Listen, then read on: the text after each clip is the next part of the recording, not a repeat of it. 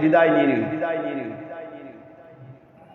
এরপর যখন চরক ঘোরা শুরু হইল, চরক ঘুরে যখন ঘুরতে ঘুরতে চরকের মুখটা যখন খোলা হইল, ছিটকে গিয়ে যখন আগুনের মধ্যে ইব্রাহিম আলাইহিস সালাম যখন পড়বে,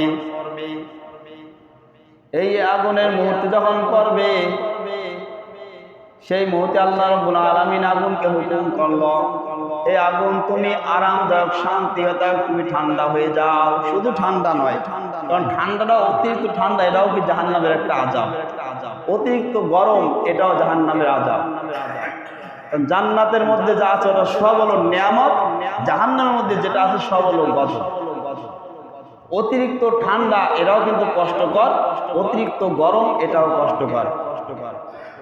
قُلْنَا يَا نَارُ كُونِي بَرْدًا وَسَلَامًا عَلَى إِبْرَاهِيمَ, হে আগুন তুমি আমার ইব্রাহিম আলাইহিস সালামের জন্য আরাম দাও, শান্তি দাও, ঠান্ডা হয়ে যাও। শান্তি দাও, ঠান্ডা হয়ে যাও। যে শান্তিটা শরীরের জন্য মানে শান্তি বা আরামদায়ক হয়, এমন শান্তিদায়ক হয়ে যাও।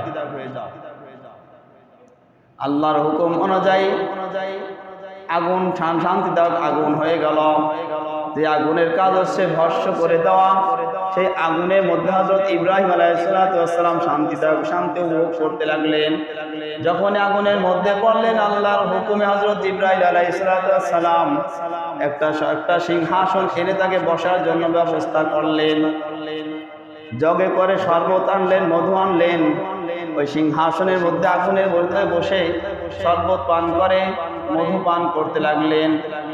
এদিক বাদশা নমরুদ চিন্তা করলো যে আগুনের মধ্যে আমার শত্রু ইব্রাহিমকে ফেলিলাম, দেখি সে ইব্রাহিমের অবস্থা কি দেখার জন্য বড় বড় ইমারতে উপরের তলায় উঠে গিয়ে ইব্রাহিমের অবস্থা দেখার জন্য উপস্থিত হওয়ার জন্য দেখার জন্য উপরে উঠল।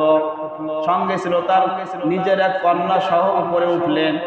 ওঠার পর দেখলো যে আগুনের কাজ হচ্ছে ভস্ম করে দেওয়া, অথচ সেই আগুনের মধ্যে ইব্রাহিম আরামের সাথে সিংহাসনের মধ্যে বসে রয়েছে। তার থেকে বড় কষ্টদায়ক কথা হচ্ছে যে আমি এত হাজার হাজার মন সকল জনতাকে আমি যে আহ্বান করলাম আগুন ধরানোর জন্য, যে লাকড়িগুলা, এই লাকড়িগুলা তাজা হয়ে পাতা ছেড়ে ফুল ফল দিতে শুরু করছে। যেটাকে আমি আগুনের অগ্নিশিখা যে বানাইলাম আর যে লাকড়িগুলা দিলাম, মরা লাকড়িগুলা জীবিত হয়ে ফুল ফল দেওয়া শুরু করছে। যখন হযরত ইব্রাহিম আলাইহিস সালাম যখন আগুনের মধ্যে পতিত হইলেন, এদিকে সকল বনের প্রাণী পশু পাখিও কেঁদে অঝরে কান্না শুরু করল। কান্না করতে করতে চিন্তা করছে আল্লাহর নবী ওখানে আগুনে পড়বে আর আমরা বাগানে বসে থাকবো, উপকার না করতে হলে আল্লাহ রাসূলের সঙ্গে আল্লাহ নবীর সঙ্গে মৃত্যুবরণ করি। পশু পাখি পর্যন্ত কি করছে, ওখানে আগুনের মধ্যে ঝাঁপ দিয়েছে যে আল্লাহ নবীর সঙ্গে মৃত্যুবরণ হোক।